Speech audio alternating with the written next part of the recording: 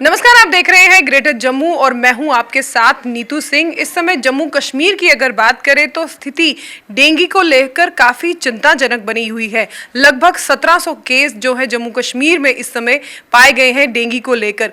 किस तरह की प्रिवेंशन करनी चाहिए, क्या क्या वार्निंग इसके साइंस हैं, इस पर बात करने के लिए हमारे साथ मौजूद है एसएमजीएस के सीनियर डॉक्टर जीएस सहनी जी। सर, ग्रेटर जम्मू में आपका स्वागत है। सर, जिस तरह से केसेस में काफी ज्यादा राइज देखा जा रहा है डेंगू के, क्या ज्यादातर आपको क्या लगता है कि क्या रीजंस की वजह से अब जो है डेंगू इतना ज्यादा तेजी से बढ़ रहा है? इसमें सबसे पहले तो ये बात है कि पिछले दिनों कुछ बारिशें हुई हैं। पिछले आपने फोर्टनाइट में काफ़ी बारिशें हुई हैं।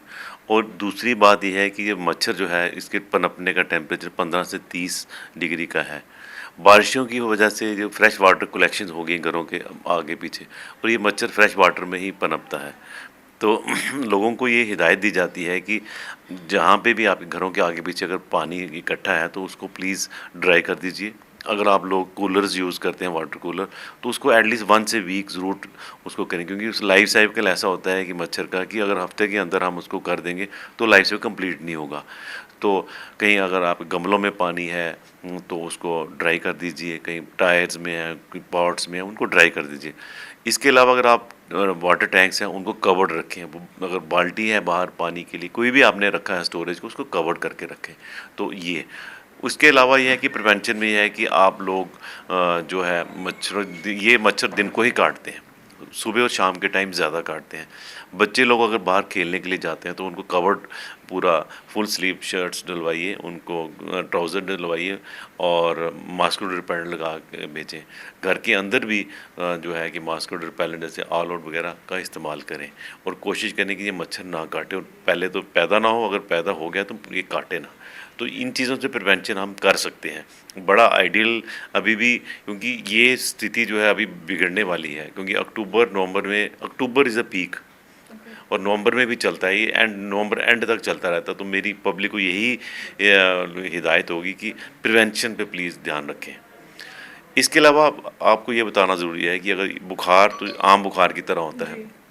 बुखार पहले 3 दिन बड़ा हाई फीवर होता है, 103-4 बॉडी एक्स होते हैं, इसीलिए को ब्रेकिंग बोन फीवर भी कहते हैं। रैश शुरू हो जाएगी फेस पे, और पहले 3 दिन तो यही चीज़ें रहती हैं, थोड़ी डिहाइड्रेशन होने का खतरा होता है। पानी पिलाएं, ओआरएस डाल के पानी पिलाएं, नारियल पानी पिलाएं। पब्लिक को मेरी ये हिदायत होगी कि अगर किसी को बुखार है तो सिंपल पैरास्टामोल यूज़ करें। कई लोग ये सोचते हैं कि बुखार नहीं टूटता है पैरासिटामोल से, इबुजासिड यूज़ करेंगे, मेफेनेमिक एसिड यूज़ करेंगे, तो प्लीज़ उसका इस्तेमाल ना करें, क्योंकि ये प्लेटलेट को फंक्शन को कम करता है, उससे ब्लीडिंग के ज़्यादा चांस। जैसे 3 दिन हो जाते हैं तो फिर क्रिटिकल फेज शुरू हो जाती है अगले 3 दिन। तो उस दौरान क्या वार्निंग साइन है कि अगर किसी को हो जाए तो क्या करना चाहिए। पहले 3 दिन तो हमें ये देखना है कि बच्चे का, हमने देखना है कि बच्चा एडुकेट पानी पीता रहे और यूरिन 5-6 घंटे में बच्चा खुला यूरिन पास करता रहे। अगर ऐसा होता है तो फिर घबराने की बात नहीं है। दूसरे 3 दिन जैसे कि 4 से 6 दिन तक क्या ध्यान रखना है हमें कि फीवर टूटने लग पड़ता है कई बार, पर उसके बाद टूटने के 24 घंटे बाद अगर बच्चे को पेट दर्द शुरू हो जाती है, उल्टियाँ मारता है रिपीटेडली, या उसको बच्चा ब्लीडिंग कहीं से शुरू हो जाती है, बच्चा ठंडा हो जाता है, या बच्चा रेस्टलेस या लेथार्जिक है, या बच्चा सूजना शुरू हो जाता है, ये वार्निंग साइन है। अगर ऐसे साइन जाएँ तो इमीडिएटली जो हॉस्पिटल फैसिलिटीज़ और नियरेस्ट हैं उसको कंटैक्ट कीजिए, क्योंकि इस दौरान अगर आप उसको निगलेक्ट करेंगे तो ये बच्चा शॉक में जा सकता है। जब शॉक में चला जाएगा बच्चा तो ब्लीडिंग बहुत ज़्यादा होती है, और फिर हमारे लिए वो बच्चा या कोई बड़ा पेशेंट जो है उसको बचाना मुश्किल हो जाता है। सो वार्निंग साइंस का ध्यान रखें, मैंने बताया। अक्सर देखा जाता है कि जब भी आजकल सीजन भी ऐसा है कि इन दिनों में वायरल भी बहुत तेजी से फैल रहा है, लेकिन लोगों को देखा जाता है कि लोग जो है कई बार इसको लेके थोड़ा सा ना लेजी हो जाते हैं कि नहीं, बुखार है पैरासीटामोल ले लीजिए या घर पे देसी उपचार कर लीजिए। ऐसे में लोगों को इस डेंगू भी जिस तरह से तेजी से फैल रहा है, लोगों को ऐसे साइंस को इग्नोर नहीं करना चाहिए, इसके लिए आप क्या कहेंगे? मैं ये पहले क्लियर करूँगा, वायरल, ये भी एक वायरल फीवर है डेंगू भी, ये बाकी, पर इसमें ये डिफरेंस है कि इसमें ब्लीडिंग का खतरा होता है। लोगों को ये चाहिए कि अगर किसी को बुखार हो जाता है तो उसको फीवर को कंट्रोल करने के पैरास्टामोल यूज़ करें, एडिक्वेट हाइड्रेशन रखें, पानी खुला पीते रहें, ओआरएस डाल के पानी पिए, नारियल पानी पिए, ताकि आपको डिहाइड्रेशन ना हो पहले कुछ। उसके अलावा ध्यान ये रखने की ज़रूरत है कि जैसे फीवर कम होता है उसके 24 से 48 घंटे आपको बड़ा विजिलेंट रहना पड़ेगा। वो जो चीज़ें मैंने आपको बताई वार्निंग साइंस पर ध्यान रखना है।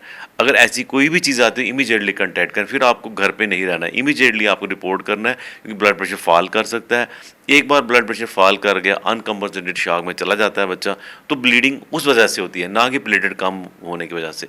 तो हमें प्रिवेंट क्या करना है, शॉक प्रिवेंट करने के लिए हमें देखना है कि वार्निंग साइंस आगे, दैट मीन्स कि हमारा जो है लीकी फेज जो हम बोलते हैं ना मेडिकली, वो शुरू हो गई है। अगर वो उसको हम नहीं रोकेंगे, उस दौरान अगर हम उसका ब्लड प्रेशर मेंटेन नहीं करेंगे, तो ये इरिवर्सिबल स्टेज में चला जाता है, तो फिर अंजाम बुरे भी हो सकते हैं।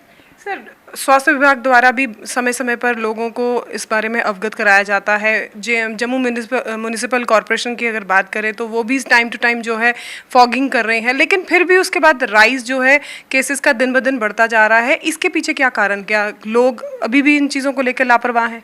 इसके पीछे मैंने जैसे बताया कि पिछले फोर्टनाइट में बारिशें हुई हैं और लोगों का भी थोड़े केयरलेसनेस है, तो प्लीज़ इसको आप लाइटली ना लें, क्योंकि ये बीमारी बड़ी ही फैटल भी हो सकती है। माइल्ड बीमारी है नार्मली, पर जिनको दूसरी बार होता है उनके लिए तो ये बड़ी खतरनाक सिद्ध हो सकती है। तो इसको लाइटली ना लें, प्रिवेंशन करें, prevention is better than the cure.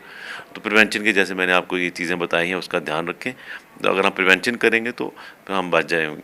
अगर किसी को हो भी जाता फीवर, तो उसका प्रॉपर प्रोटोकॉल फॉलो करें।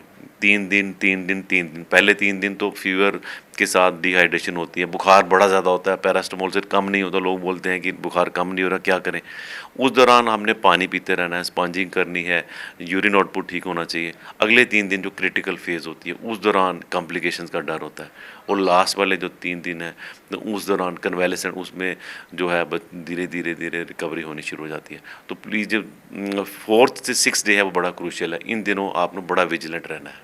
सर, अगर हम बात करें इन्फेंट बच्चों की, तो छोटे छोटे बच्चे होते हैं, वो अपनी प्रॉब्लम बता भी नहीं पाते हैं और ना ही पेरेंट्स उनके कुछ क्लूज़ को समझ पाते हैं। तो ऐसे में अगर बच्चों में कुछ ऐसे सिम्टम्स नज़र आते हैं, उनके लिए उन माताओं के लिए, उन मदर्स के लिए क्या आप देंगे कि कैसे सिम्टम्स अगर बच्चे में नज़र आए तो इमीडिएटली जो है डॉक्टर से कंसल्ट करें?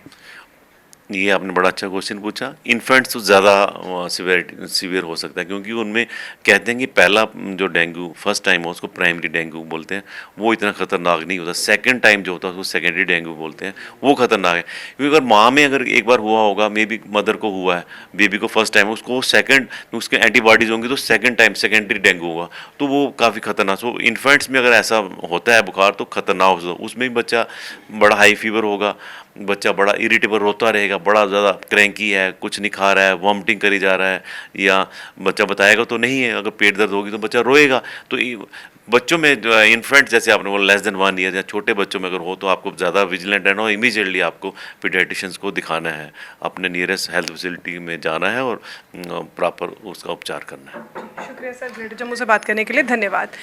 तो ये थे हमारे साथ डॉक्टर GS सैनी, जिन्होंने हमें बताया कि किस तरह से अगर डेंगू के आपको कुछ भी लक्षण देखने को नजर आते हैं तो घर पे उसका उपचार ना कीजिए, इमीडिएटली जो है डॉक्टर के साथ कंसल्ट कीजिए। और अगर इन्फेंट की बात की जाए, छोटे बच्चों की बात की जाए, तो उनमें भी अगर कुछ सिम्टम्स नजर आते हैं तो घर पर उपचार ना करें, जल्द से जल्द है डॉक्टर को मिले, क्योंकि ये जानलेवा भी हो सकता है। इसी तरह की अपडेट्स के लिए जुड़े रहिए ग्रेटर जम्मू के साथ। कैमरामैन अजय जाडू के साथ मैं नीतू सिंह, ग्रेटर जम्मू के लिए धन्यवाद।